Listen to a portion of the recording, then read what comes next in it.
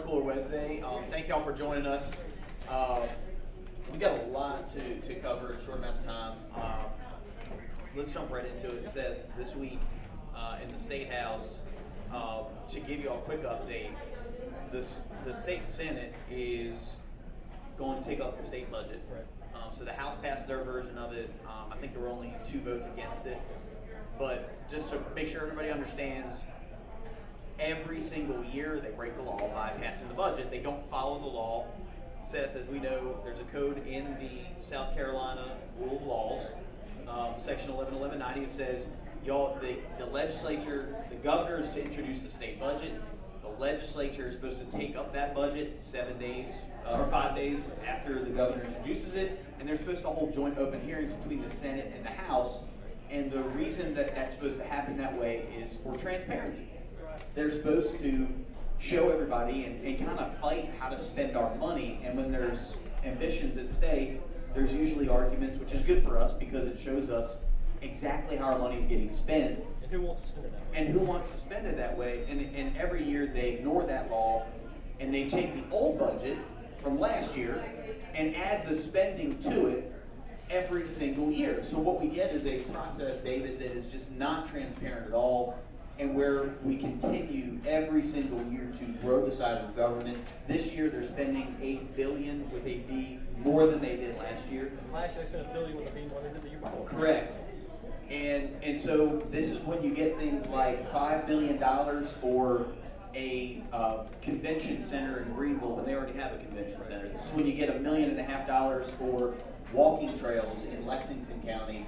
I mean, the list can go on, Seth. Planned Parenthood, which was in there until the last minute, until State Rep Jonathan Hill recognized that, exposed it, and they had to pull it out. But these are the things that, because they don't follow the law every single year, we're spending money on, and that's why the size of our budget, the size of our government continues to grow every year, even though every single year all these legislators run as fiscal conservatives during their re-election campaign. They get to Columbia and either they don't care or they forgot about the promises. Right. But every single year the budget grows and we're held accountable for it. It grows, and like you say, it's done illegally, right? So we've been on this issue for the last couple of years, and we were on it before the House passed it. You know, people across the state are finally waking up, because let's be clear here, it's kind of an obscure law. Most people don't walk around knowing about Section 111190. So we got to let folks know about it. But people are waking up. But the House, once again, flat out ignored it. They come back with a bunch of lame excuses about why they can get away with ignoring the law. But what ends up happening, because they do it, we never get to see the process. They go into some dark room with lobbyists and special interest groups that we've never heard of. Then they go in and shape how our money gets spent, come out with this produced product, and they all vote to pass it. And so our call to action now is the same thing on the Senate side. They haven't passed it yet. There's a lot of bad things in this budget. The Senate needs to go to leadership and say, hey, we either start this thing over, we do it legally, we do it transparently, we get input from citizens, or I'm going to vote no. I mean, it's pretty clear. There is no legitimate reason to vote for this budget. It is bloated, it funds things that are against our values, and it is illegal. And so the House ignored us, we got to stay on the Senate, and we'll go to the master if we have to. Yeah. The other thing that happened, Dave, we covered a little bit last week, was the gun rights issue.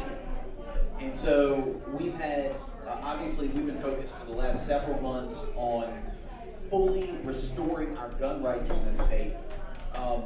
As you know, it's commonly called constitutional carry. But this bill, essentially what it does is it makes the concealed weapon permit optional. It legalizes open carry for handguns, and it recognizes CWPs from every other state in the country. It would make us one of the freest states in the entire country when it comes to our gun rights. At every single term, this legislature has blocked this bill. In one case this week, we saw a state legislator down in Charleston say, well, the reason it passed is because we don't like who the sponsor was. She actually said that on Facebook. Obviously, there was a kerfuffle last week. Somebody went onto our Facebook page, made a really dumb comment, made a stupid threat on a legislator's life. Thankfully, SLED responded. They investigated, found that it was not a threat. The gentleman that made it, albeit a to make, a dumb comment to make, and of course, we don't advocate for physically harming anybody or threatening, even the hint of a threat of violence. But this guy goes on our page, makes a stupid threat, and then they use that excuse to shut down everything. Now they found out, thankfully, again, this guy was not a threat. He was probably a terrible run at a humorous joke that went horribly wrong. Again, stupid comment. But at the end of the day, they use that as an excuse to shut down the entire thing, cut off debate. This bill is still sitting in the House. It's still being blocked by legislators. Now, what they didn't like, y'all, was the fact that you out there, Seth, the many thousands of people across the state that took action, held their legislators accountable for this, demanding they restore our gun rights. The legislators didn't like that too much. What they really don't like is getting called out for what's true, right? I mean, you went through a couple of excuses they used to not pass the law, or pass the bill, whether it's this guy making a dumb comment on our Facebook page, or whether it's Jonathan Hill being the sponsor. Don't throw out excuses.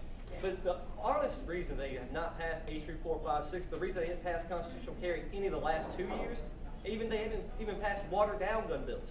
It's not because of the sponsor, it's not because of some threat being made, it's because these guys fundamentally disagree with the Second Amendment.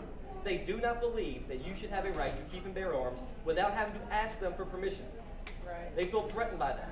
So they will throw out any excuse necessary, whether it's some dumb threat, whether it's a legislator they don't like, whether they woke up on the wrong side of the bed that morning. The real reason that we go year after year after year without having our gun rights restored is because these people do not believe in the Second Amendment, and they hate being called out. Yeah. So what they did was, David, they took it to the next level, and not only are they going to block our Second Amendment rights, they're going to not restore our Second Amendment rights. They're going to start going after our free speech rights. So they introduced a bill that they've introduced many times before in years past. It's called the GAG Act, and it essentially what it does is it attempts to shut down criticism. It shuts y'all up. It shuts down activists, and they target activists. They target folks that belong to organizations like FanFSC, like the NRA, like Palmetto Gun Rights, like that's right, the MyrtleBeachSC.com, the local civic organizations, the National Right to Life, any group that has that is an advocacy organization. They essentially want to shut down because they don't like criticism. They don't want to be publicly criticized. So what they do is they threaten activists, but they go after the organizations like FanFSC, and they say, well, if you go and you critique us, or you're going to be a critic, and you use our name close to election time, well, we're going to want a list of all of your members. We want their names and addresses, and you're going to have to register with the government. And so it's about intimidation. It has nothing to do with, when they say dark money. It has nothing to do with influence. It has everything to do with intimidating citizens. And David, as we said time and time again, privacy is for citizens. Transparency is for government. Say it again. Privacy is for citizens. Transparency is for government. So we have a right to privacy. We have a reasonable right to privacy. We have a reasonable right to coalesce with one another, like we're doing today. We have a reasonable right to gather together and talk about our money and what's going on in Columbia. And then we also have a reasonable right to see how our money is being spent in Columbia. These politicians do not get to be secretive, by the way, which they are.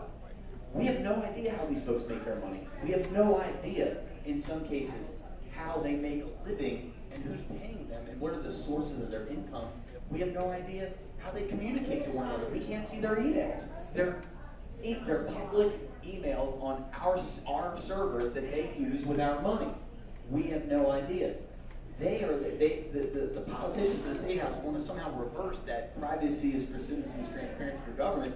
They want invasion of privacy for citizens and secrecy for government. And Seth, that's a very dangerous thing. But David, you run a news site.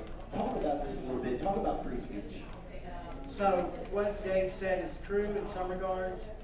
They don't like being called out, but even more so than being called out, they don't like sunlight. All of us grew up in something called the age of media. In the age of media, you had 2 or 3 media channels, pretty much, that watched government in a weird way, almost got in bed with them. Before that, we had a different age. We had the age of the town hall, where the community got together as a community, and the community there was no media, there was no radio before 1928. Before then, we had more active government, because we had more active citizens. Well, social media switched a lot. And what we are having now are more town hall meetings. We had one last night online. So what they really want to do is they want to shut down citizen activism. And the way they do that is they try to paint someone who posts as an extremist. They try to paint sunlight as stirring up trouble. And they try to paint what we're presenting as radical and extreme. There's nothing that we're presenting that's radical or extreme. It's mainstream. Here's what we're saying. Show us where you're spending our money. Tell us how you're spending our money. This caucus, this Republican caucus, where they meet in these little closed rooms in hotels and back rooms in Columbia, reality is this. Those are private groups. We can't FOIA them. Most of your legislation are done in these caucuses. And once you're kicked out of that caucus, like Jonathan Hill was last week, you can't know what's going on. But here's the sad news. He was going to these meetings. Jonathan Hill's a representative, by the way, from Anderson. He was going into these caucus meetings. And he was actually going back to Facebook and posting what happened in the closed private club meeting. And they kicked him out. They didn't want it on Facebook. They said it was beneath the chamber. Well, they think they have a right to privacy, right? I mean, that's the great hypocrisy of all this. Is literally a week ago or 2 weeks ago, the same guys who want to strip away our free speech and invade our privacy got mad at Jonathan Hill and kicked him out of the caucus. Why? For invading their privacy, for giving up secrets. So these guys are quick to acknowledge that they want their privacy, as Dave said. They think privacy is for them, and the invasion of privacy is for us. But the hypocrisy cannot be bigger. Yeah. So kick out Jonathan for that, and then turn around and want to invade privacy. Well, and again, all goes back to why did this happen? What was the trigger for this? And it was you out there. It was your pressure. They didn't like it. They view us, again, as you said, David. They view us as extremists. They view us as confrontational. And all we want is control of our government. That's it. We want them. We want them to act like the employees that they are, and they don't like that. They want to be the boss.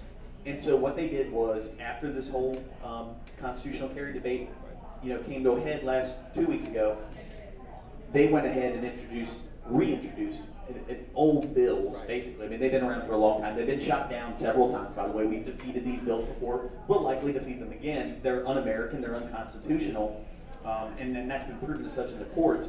But this is an intimidation tactic. They don't want you to speak out. They don't want you to confront them. They don't want you and us, all of us, they don't want us to expose the truth. And that is the bottom line. This is an intimidation tactic. It's been used many, many times and many points in history is, you know what, if you don't like if you don't like certain forms of speech, you attempt to shut it down. And I want to talk and we'll talk about this when we talk with y'all, but there's one thing I want to add to this. If you're watching this and what we're telling you is true, and I think you know it, here's a question I want you to ask yourself. Why don't your legislators want you to know what they're doing? That's the question. Guys, here's the key question. Why are they so upset about transparency? That's a question you have to ask yourself, and that's a question we need an answer on. Because they'll quickly say people like Dave or myself or the NERV or the SC Policy Council or anyone who's for quote-unquote anti-abortion or for parental rights of the unborn. They'll quickly say that they don't like those people. The question is why? Why can't that opinion live in their realm? And why can't our desire to have transparent government live in their realm? Why are they so angry about it? That's a question I want everyone who watches here to ask. It's your government saying that you have no right to know their business. And they are saying it in every way they know how, trying to pass laws to ensure it continues. And let's be clear too, a lot of this stems, Seth, from social media. Yep. A lot of it, look, a lot of our activists are active on Facebook, on Twitter. Right. We hear from folks a lot of times on social media. And it's this, and what I was laughing about was some of the, I think it was Gary Clary, he's a state legislator up in Pickens County, said, there's these nameless, faceless people making these actions. Well, on Facebook, there's no nameless, facelessness to it. There's a name and there's a face. In fact, many times there's pictures of family and whatever else, what have you. But let's be clear. As far as I'm concerned, nameless and faceless is just on the scene. Anonymous free speech is still protected free speech. And so that everybody understands this, y'all, we would likely still be under the British crown if it were not for anonymous free speech. Thomas Paine, Common Sense. Okay, he didn't write that with his name on it because he was scared to death of what the British would do to him if they found out. John Jay, James Madison, they wrote the Federalist Papers, which was basically the forerunner of the United States Constitution. They wrote under an alias, and they wrote letters to the editor of newspapers because they were worried about the retribution that would come with that. Y'all, anonymous free speech is a right that we have enumerated in the Constitution, and so we need to protect that at all costs. That's what these guys are doing. They're trying to attack that. And it's happening at city level, county level, state level. So Monday night, the city of Surfside Beach passed a gag order they've been wanting forever. They've been accumulating, and this is a fact, you can ask anyone in Surfside, they've been accumulating the data on Facebook that their residents have been posting, and Mayor Childs and the council have been sending police around to people's homes in Surfside Beach, confronting them about what they posted on social media. This is not the America I want to live in. And let me say this to you. The people in Surfside Beach, I'll name some. Mary Beth Mabry, Beth Coleman, Judy Kidd, and others. They're scared to death. This is a group that fired their entire Planning and Zoning Commission because the Planning and Zoning Commission made the residents aware that if the city did what it wanted to do with some business insiders, they were going to all lose their flood insurance. So then the city had to reverse itself. People started posting on social media about what a travesty it was, and town council and the mayor, as God lives, started sending police around home by home, confronting them with what they had posted on social media. And let's be clear, it's not like Horry County is stranger to political intimidation. Correct. I think it was, and I can't remember the name of the young lady that was sued by Greg Duckworth. That's right, Ray Gibson. I mean, that is, it's not like this didn't happen, but what, 5 years ago? I mean, it's not like it didn't happen at all. These guys will sue you for slander if you go against them and you criticize what their voting record is. And that is, in the most fundamental form, y'all, that is anti-American, and it is unconstitutional. So we got to stop this, and we're going to stop that bill. We're going to keep you updated. I'm going to move quickly along. The other thing going on probably next week, David, that we're going to get more serious on, the legislature will too, is this tax giveaway to this liberal Hillary Clinton supporting billionaire that owns the NFL Carolina Panthers. He wants to build a practice field. How much are they giving away? $120 million. The house. At least. At least. And And then they want to build a guy a big city mass transit light rail system. And they want to build a new road on I-77 as well for $40 million. Well, that's part of the 120. Yeah. But no, I mean it's absurd. Anyway, they want working folks to pay for and subsidize this millionaire's practice field, which is what he wants to do. It's not even the regular stadium. It's not even, we're not going to see any tangible benefits. They're not promising to hire any South Carolinians. They're not promising to hire really anybody. And they want the taxpayers to subsidize this practice field move, which, by the way, the Panthers already practice in South Carolina. They practice in Wofford and Spartanburg every year. And so what they want to do is they want to change that practice field to Rock Hill. They want a tax subsidy, basically, from us, and they want this big city mass transit light rail train system to come from Charlotte which we've dubbed the crime rail, because basically that's what's gonna come, if they build it, and that could cost billions, by the way. I mean, we're not even counting that.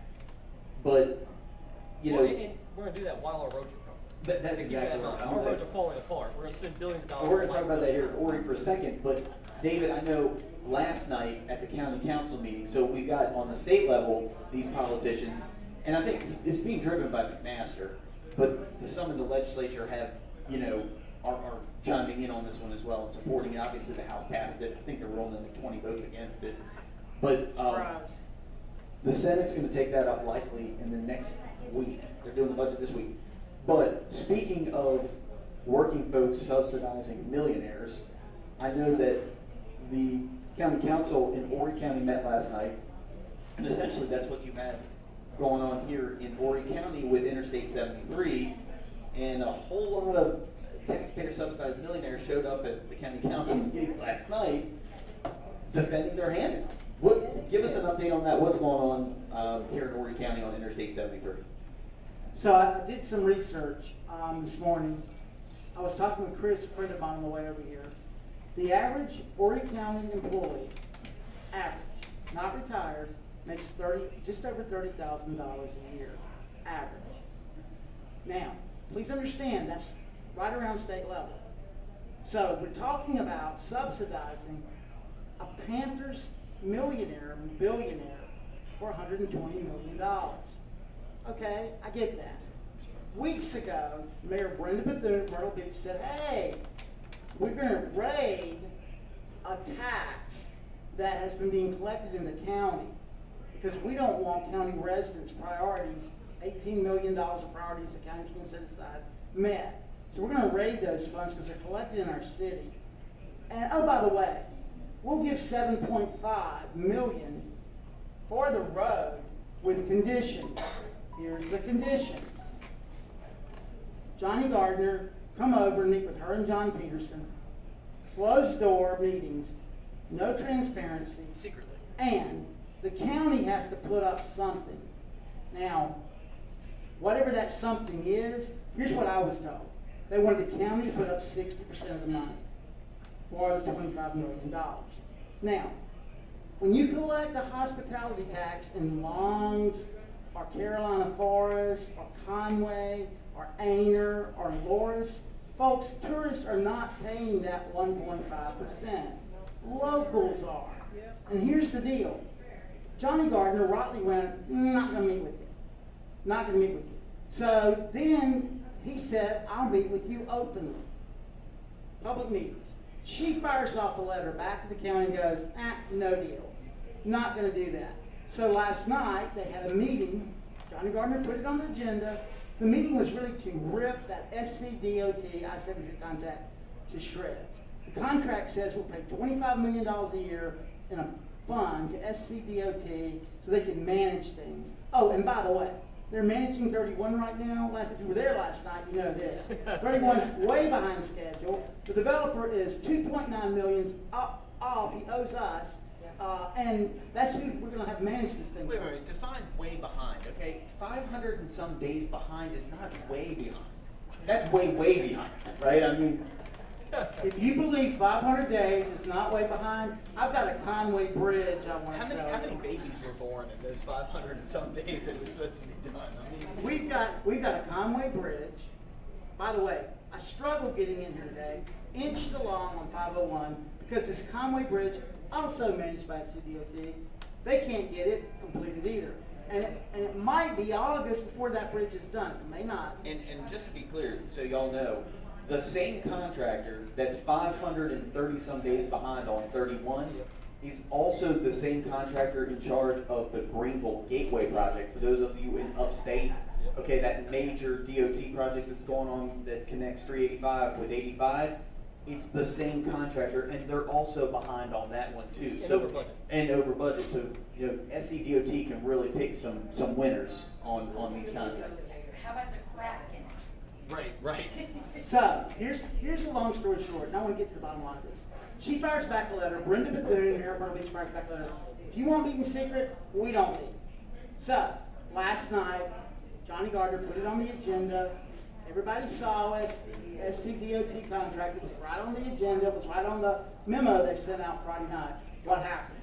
The millionaires from Myrtle Beach, and there's only 5 families, and all their cronies, the Chamber of Commerce president, the past Chamber of Commerce president, the SCDOT commissioner, Mr. Cox, a horde, 25 people showed up from the tourism lobby, including Matthew Britton, Britton Resort Hotels, Chris Schroff, Seaside Resorts, Steve Chapman, who manages the hotel and runs the Grand Strand Business Alliance, a lobbying group for the chamber.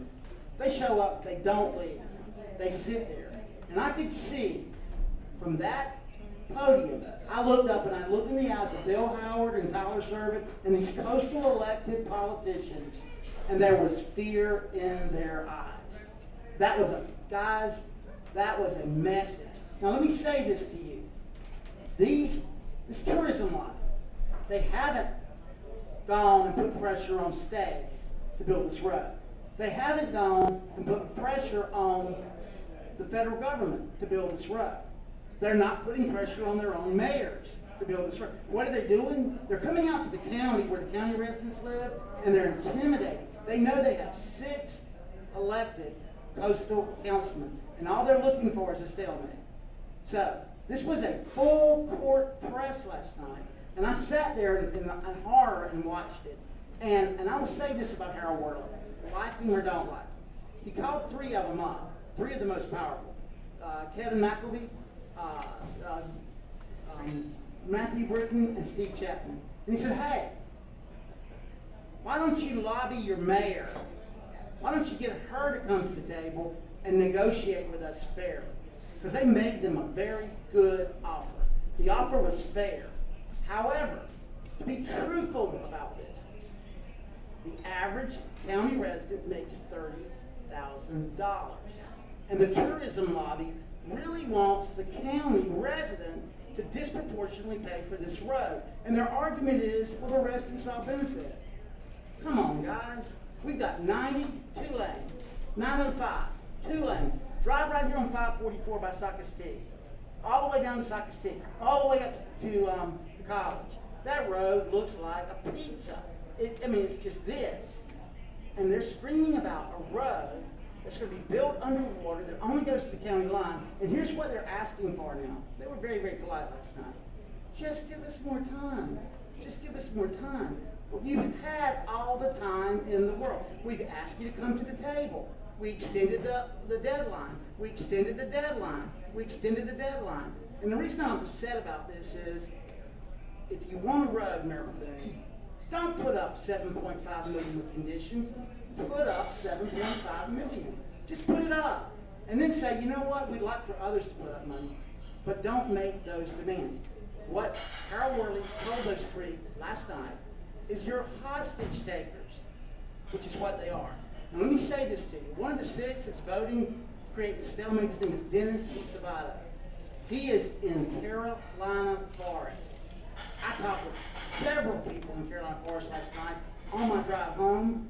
They do not want to pay for this road.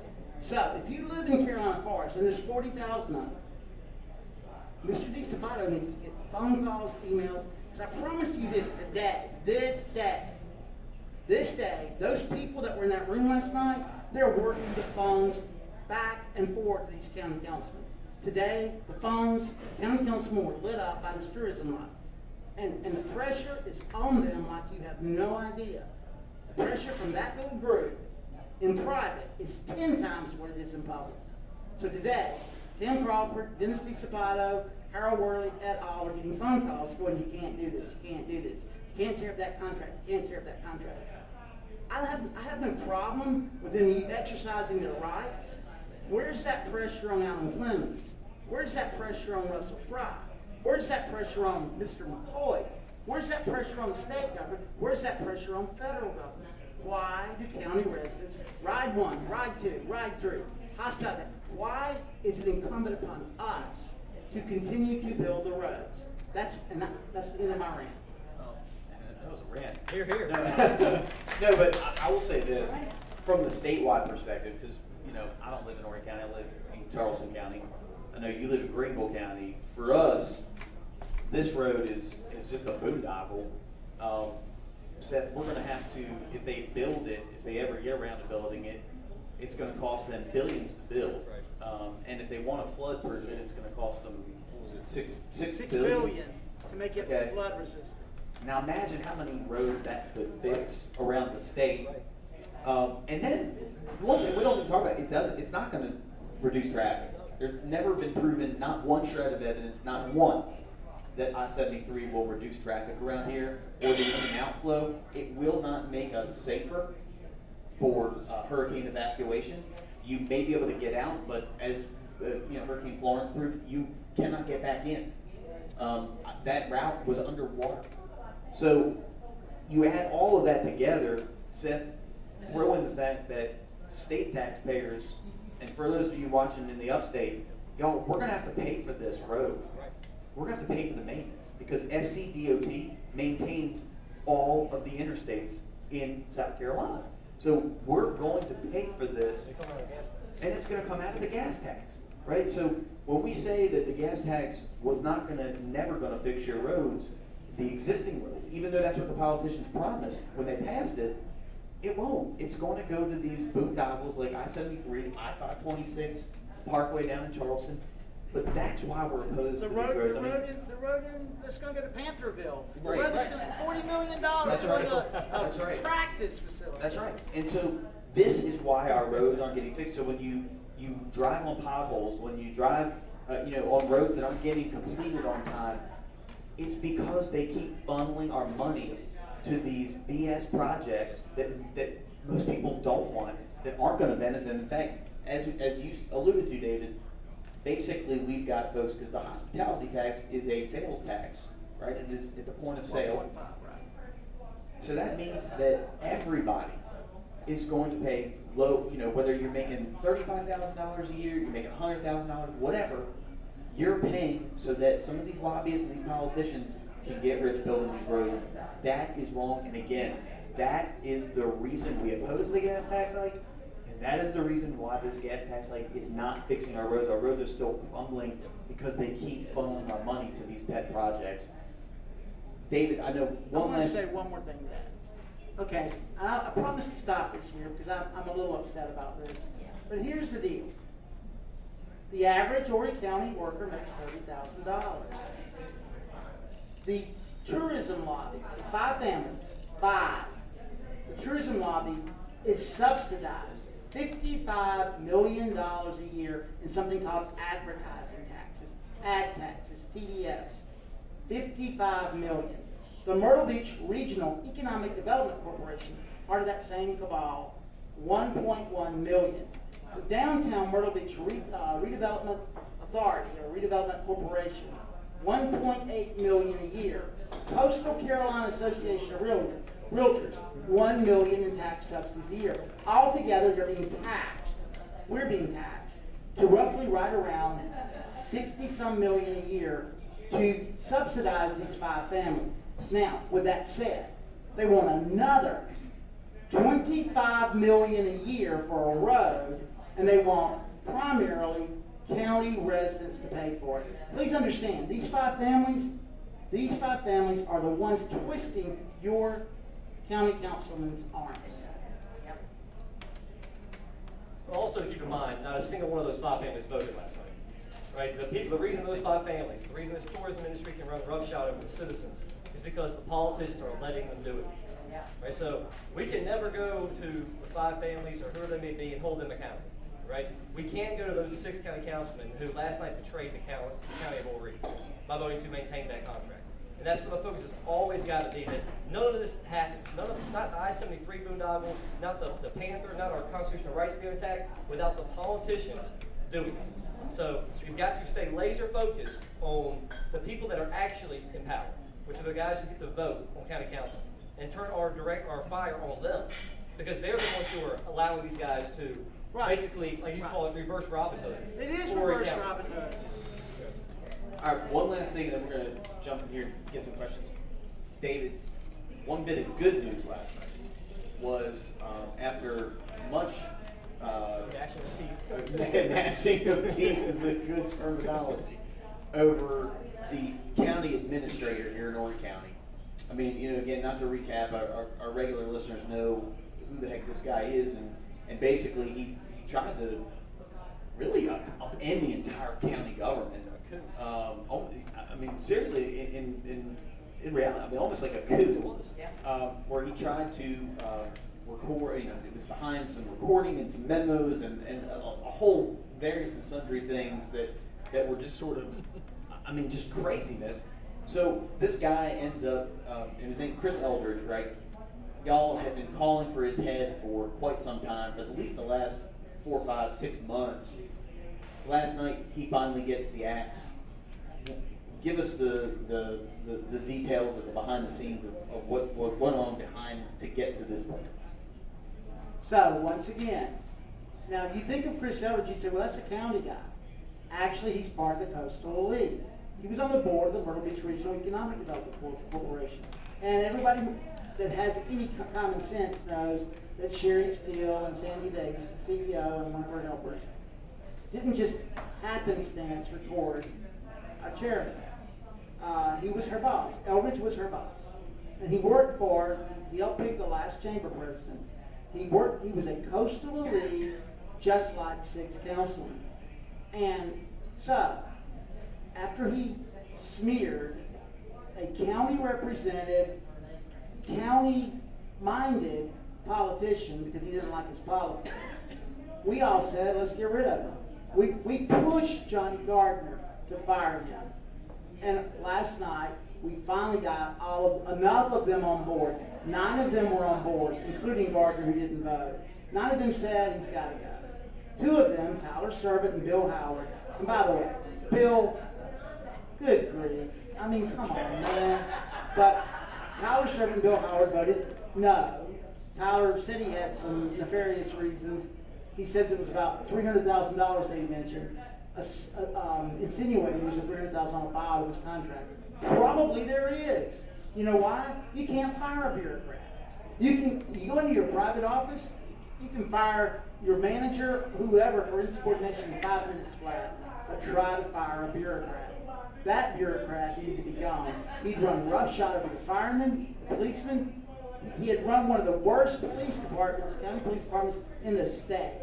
Alan Large. I'm not going to get into it. Google these names. Alan Large. Sandra Rhodes. Look at our history with county police. I mean, we had police officers pulling people over and flashing their private parts to them in their car window. That's fact. We had police officers having cat fights with women from the prison house. They would take them out to these private cat fights, recording them. Guys, this happened in this county under Eldridge's watch. I haven't said anything here before because I was waiting for him to be gone. This guy was a monster bureaucrat who needed to be gone. He could not manage, run, facilitate county government. And I think that was a victory attributed to y'all, really. I mean, it was constant barrage of pressure on those politicians to get rid of them. But I think it's worth noting that, you know, the President of the United States, President Trump, talks all the time about the swamp and the deep state. I mean, you don't have to look very far to the deep state here in our own South Carolina and in Horry County.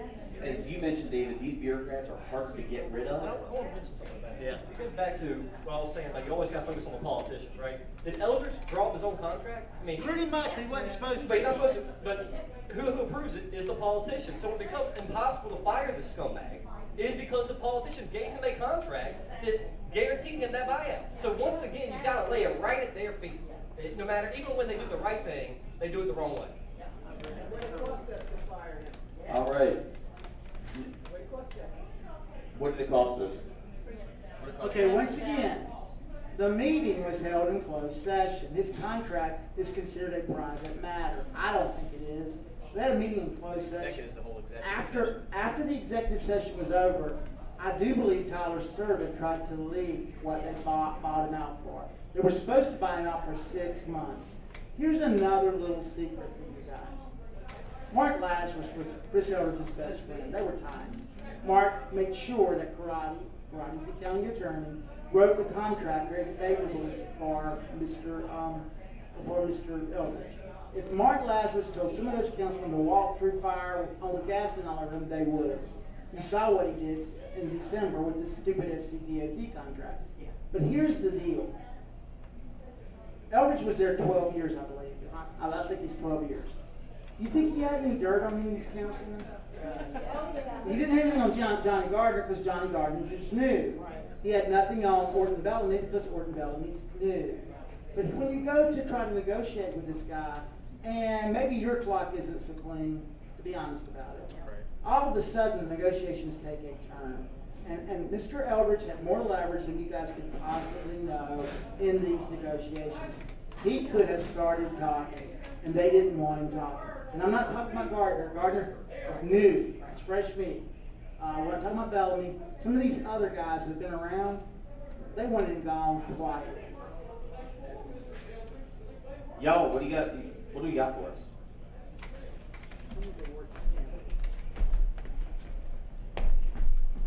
David, I love the whole first part of your talk where you said the politicians want to shut us up. They don't want us to know what they're doing. Yeah.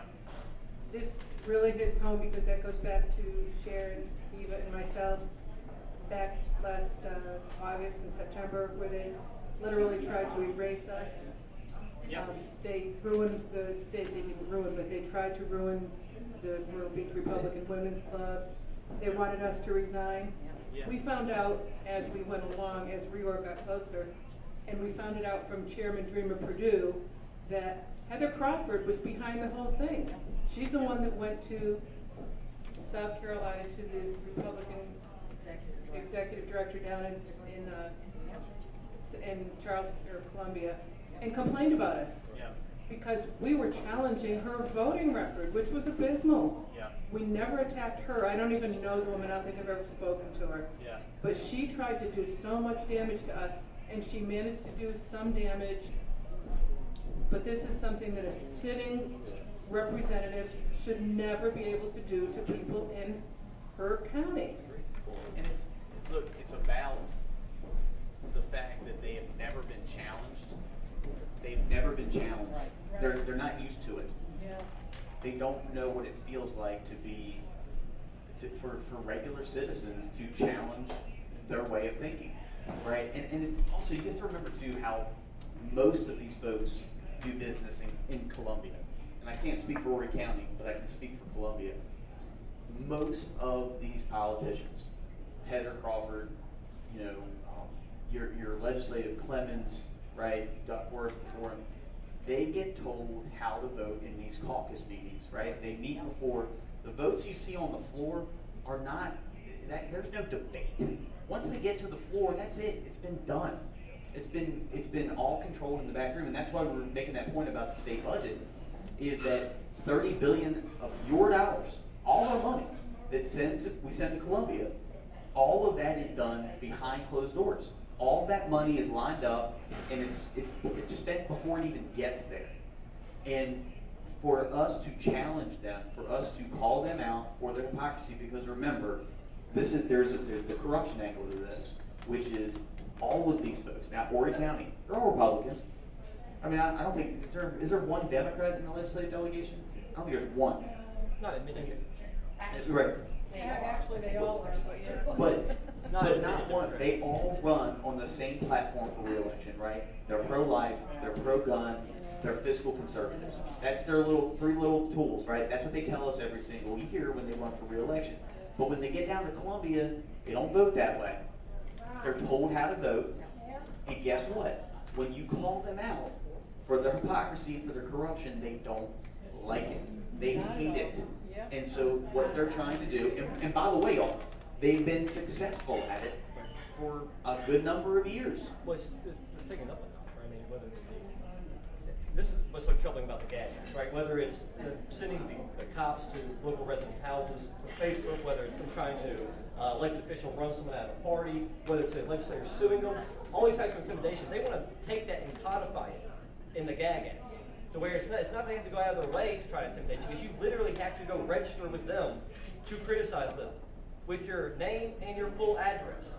Right? So they want to take these intimidation factors or tactics they're already using and make it even easier for them to do so and put it into law that they have almost the right to do so because we no longer have the right to criticize them or not. And let's be clear too, okay? The bottom line is they're already doing it, okay? Yeah. I had one activist call me last week who had worked for essentially a private company, but they were regulated by state politicians, okay? A state politician that, similar to your situation, they felt threatened or they felt like they were being criticized in public for their voting record, goes to the CEO of that company and says, your employee challenged me on Facebook, fire him. He goes into the office of his vice president of that company. Now, they didn't fire him, and at least they told him, they had the courtesy to tell him which politician it was that called him out, and it was Progressive Peter McCoy, by the way. I mean, think about that for a second. It's not good enough to challenge you back, right? It's not good enough to call people names or whatever it is on, or even have a debate. Even have a debate on their voting record. They're going to go and take bread out of your mouth if they don't like you challenging them. And that is wrong. That is like what we criticize the Soviet Union for. It's what we criticize. That's like third world country crap. Yeah. And and that's how they feel. And by the way, the other thing too that we talk about too is that, this is like third grade stuff, right? Yeah. I don't like that you said something about me. I don't like that you criticized the way I did this, so I'm going to shut you down. Yeah. That's like elementary school stuff. Yeah. That's the stuff they do in like Washington, D.C., right? And so they do it in that state house, and I'm telling you, Seth said, that's what makes this so dangerous, is they want to put into law this very un-American, very unconstitutional behavior, and they want to codify it, and they want to shut you down. Yep. And that's the bottom line. Yeah.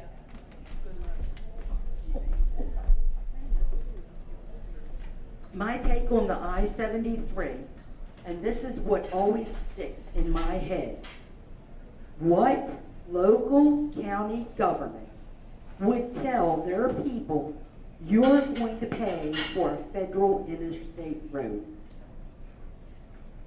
We just had an increase in the state budget. How much in that budget is going to I-73? Nothing. So this road is going to be on our backs. And my solution, I think we should annex the coast and have their own county. And then we charge them a lot to get over there. And we will be the best county in the state of South Carolina.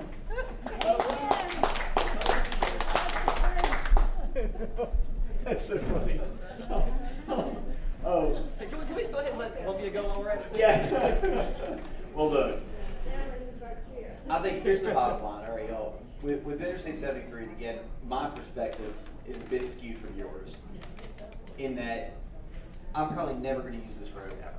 And right, most of y'all won't. Good point. Most of y'all won't. Really, in all honesty, right? This is a road that they think is going to be used by tourists that come down here to get here quicker in and out. Now, they haven't proven that once. Not once have they proven that building an interstate will make it faster to get in and out of here.